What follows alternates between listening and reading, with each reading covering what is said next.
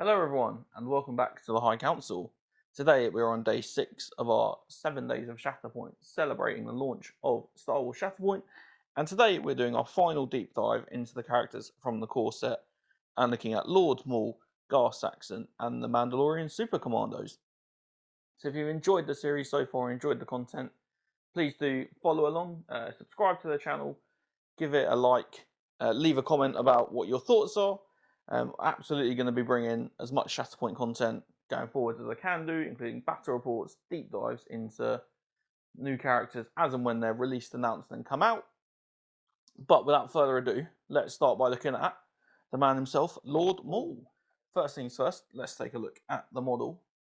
I'm going to work out a new lighting method so that these do appear a bit better, because I'm sure that's going to look exceptionally dark. But loads of detail on here. The sash, the face especially. I like the fact that the face has got the kind of the markings built into it. You probably won't be able to see it from that close, but you might be able to. It's got all the markings built in, so if you're not a great painter like me, you can kind of just like follow the lines. Just watch the lightsabers. Lightsabers are very flimsy, which I think is the feedback. It's been quite strong amongst the community, so just something to keep an eye on there. But that is Lord Maul. So let's take a look at his unit card. So he is going to provide you with 8 squad points, and then contribute 3 to the force. And he's Maul and a primary unit. So I think it'd be interesting to see if we get a Maul that's more, like I guess earlier in the Clone Wars. I think it could be quite interesting. The fact that he's Maul. I had a conversation with some friends yesterday about if we might ever see someone like Qui-Gon coming into this, and if we get like an apprentice Darth Maul. So we look at Lord Maul.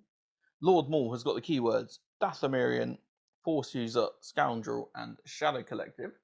They've already got some synergy with Asajj Ventress. So Ventress' slip away ability. When an allied Dathomirian character targets an enemy, blah blah blah. So we've got some synergy across there already. He has got a stamina of 11 and a durability of 2. So I think, if I'm right, every other primary that we've looked at has got a durability of 3. So we'll see why as we get through his card. His durability is only a little bit less, but it makes up for it with the higher stamina. And then he has got 2 active abilities, an innate ability and an identity ability. So, active ability number 1, force speed. Costs 1 force, each character in this unit may advance. Pretty standard, we've seen it on some other cards before. And then his second active ability, there is no place to run. It's going to cost 2 force. Choose a character in this unit and an enemy character within 3 of that character. Pull the chosen enemy character 2 towards the chosen allied character. The then chosen enemy gains the exposed condition. So we're at range 3. We're not going to be engaged with one another. Here. We're range 3. Approximately range 3. We're not going to be engaged with one another. We'll use there's no place to run. I'm going to pull you 2 towards me. Now all of a sudden we're engaged. And then we can just go straight to his melee attacks. And then obviously the exposed condition, very nice that they're not going to be converting that expertise on defensive rolls. And then the innate ability, Revenge. I must have Revenge. When this unit is wounded by a melee attack or an engaged attack, after the attack is resolved, one character in this unit may immediately dash and then make a 5 dice melee attack targeting the character that wounded it. So you're not going to be using that ability until you get to that 11 stamina threshold. But as soon as he does, he's going to then punch right back at the person that has done the wound on him. And then his identity ability is sustained by rage. So we'll see where these bits come in now. So while this unit is not wounded, when it would normally spend a force to use an ability, it may suffer damage equal to the cost of the ability instead. And then for every 3 damage the unit has, characters in the unit add 1 die to their melee attack rolls. For each injured token the unit has, characters add 3 dice to their attack rolls. So now we'll see what his card looks like, his stance card looks like as we get there. But all of a sudden, he takes damage from doing his force abilities instead of using up your force. And then, let's just say he's got six damage on him. Instantly, there's an extra 2. Extra 2 dice in the pool. 9 damage on him, he gets another 1. And then, let's just say that hypothetically he's injured. So he gets 3 for having an injured token. But then he's also got 3 damage. So there's another 1. Now we're at 6 damage. There's another 1.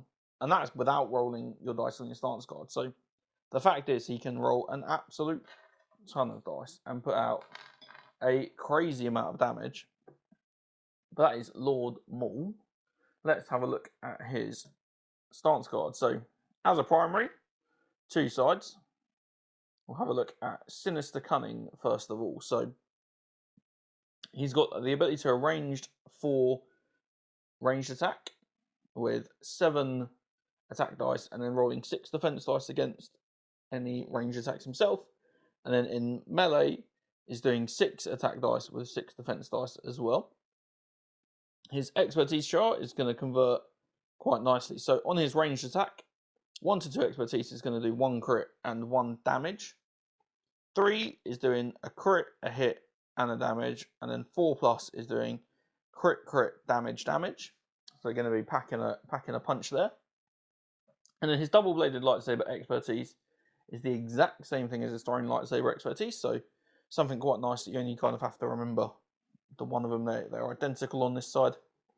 And then his defensive expertise, perfect defense, 1 to 3 expertise is going to provide him with 2 blocks. And then 4+ is going to provide him with 3 blocks. And then we've got his combat tree here. So we are going to be first success, 2 damage and a shove. Then 2 damage and a reposition.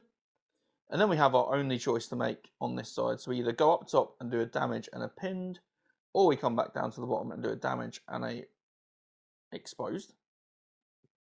Then we come back in the middle for damage, heal, and then we come damage and a jump, finishing off with 3 damage. So obviously it's his ranged attack won't, sustained by rage, won't provide him with any benefits there.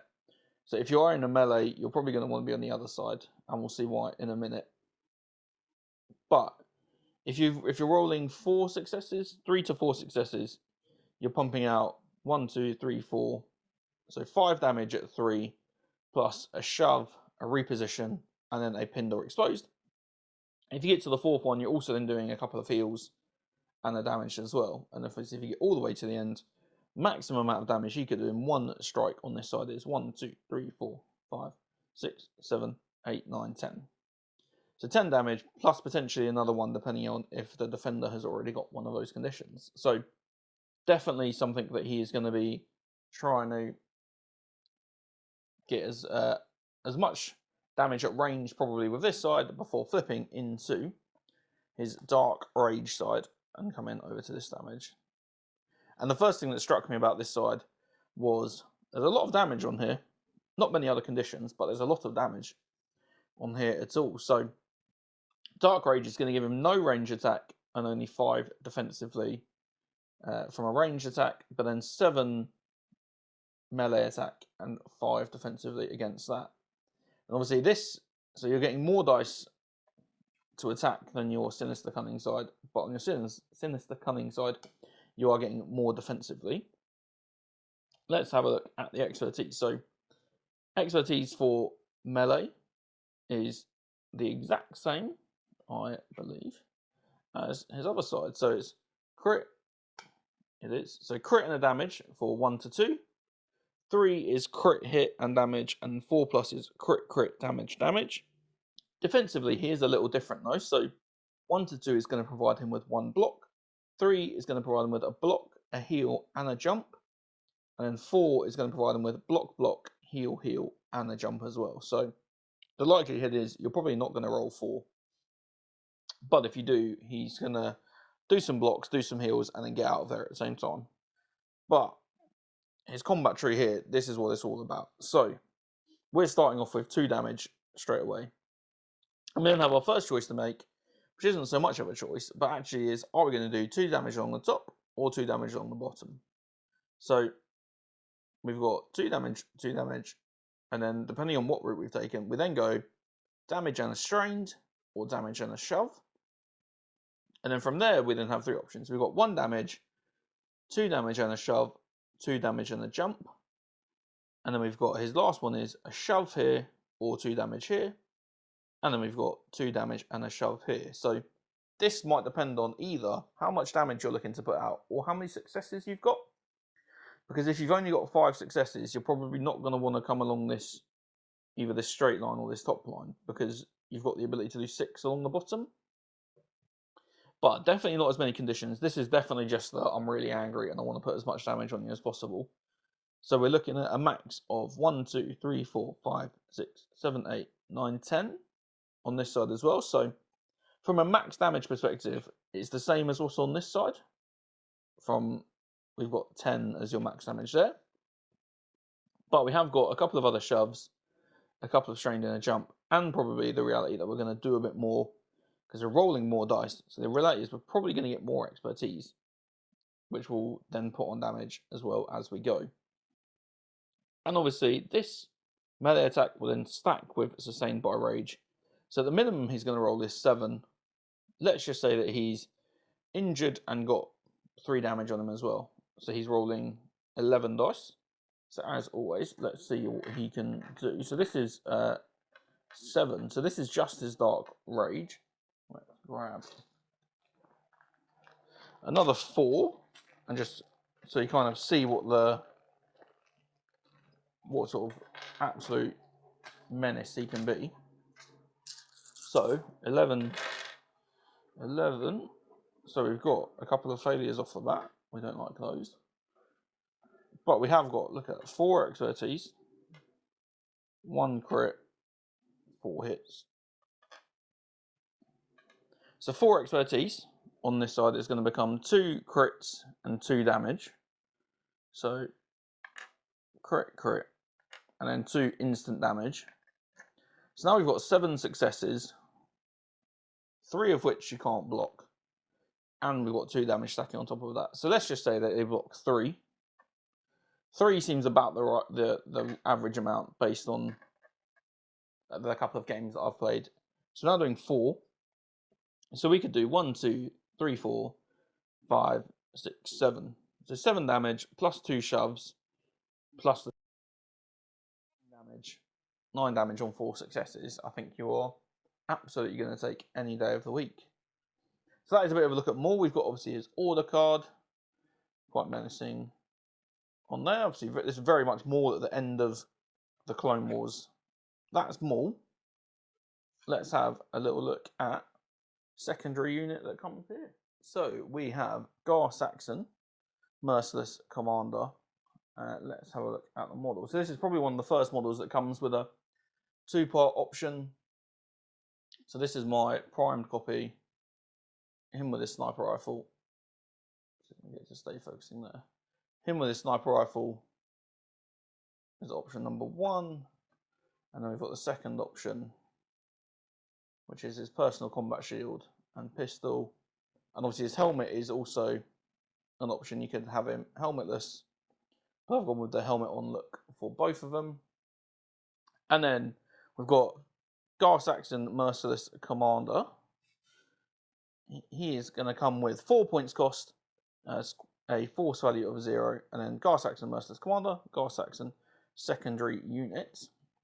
Let's have a look at here. So we've got Gar Saxon, Merciless Commander. So he is a Mandalorian, part of the Shadow Collective, and a Super Commando. And then he's got a stamina of 9 and a durability of 2 as well.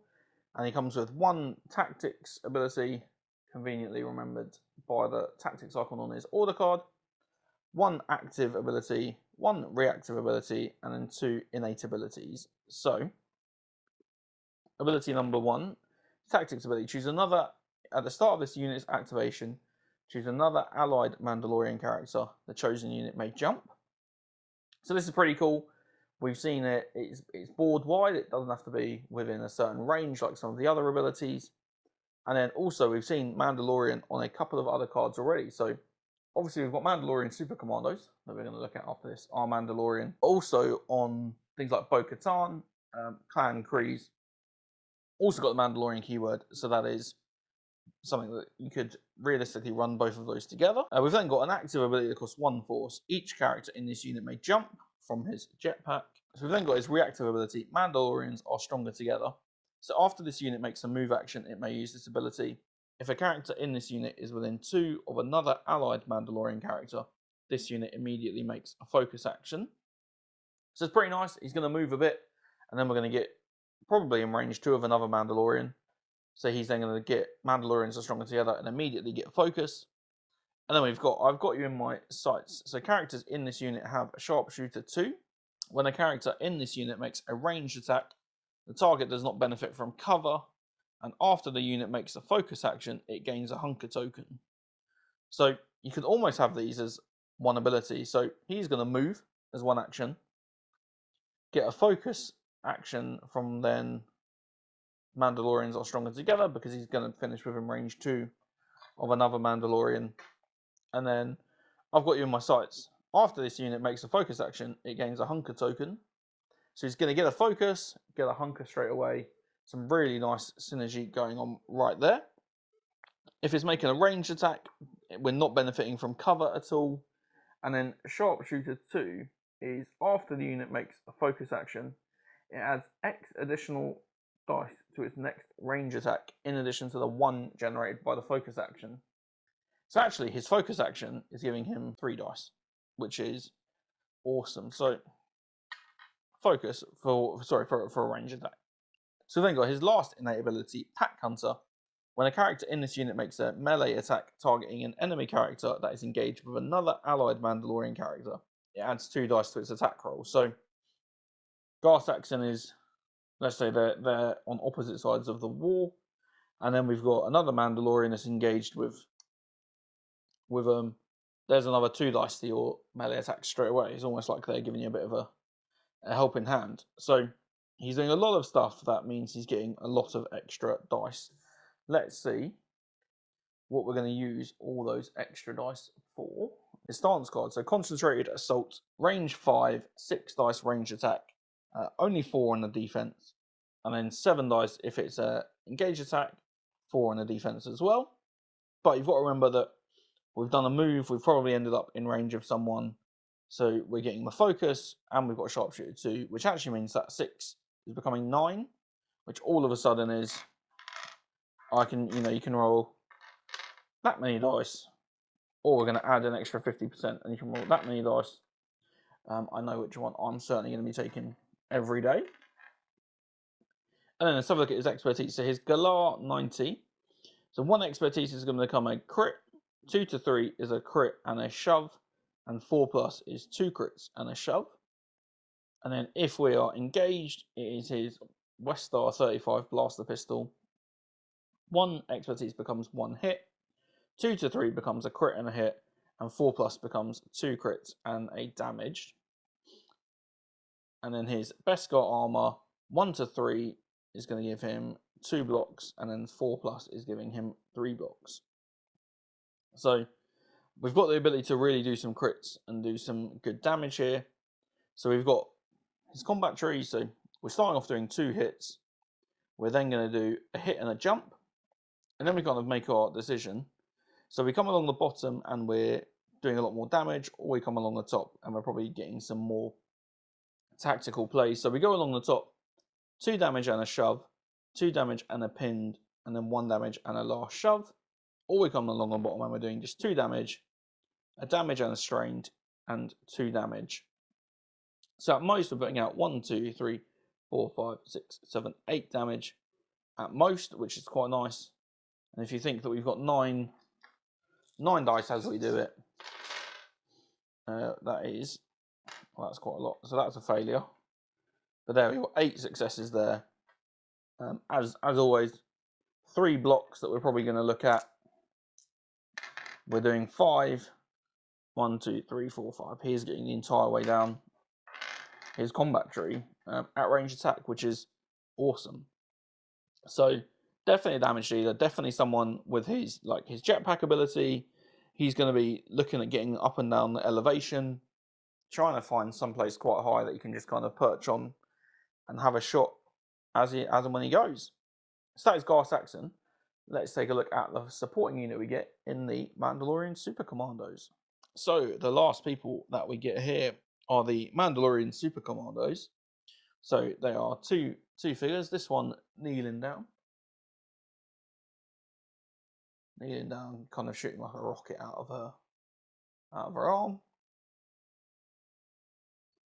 and then this one jetpack, blaster pistols in hand, ready to go. And I think if anyone's wondering how you can tell the difference, so the Mandalorian Super Commandos haven't got the, like, I don't know what you call it, a targeting scope on their helmet that the Clan Kryze ones do have. So that is at least how I've differentiated the two, which looks right given from the photos that we can see. So we'll take a look at the unit card. So Mandalorian Super Commandos, 4 points cost, no force, and they are a supporting unit contributing 2 models.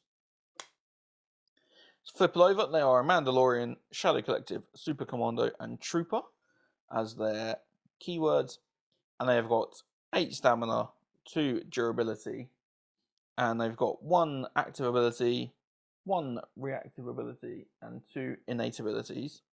So let's have a little look. Active ability number 1 costs 1 force, jetpack.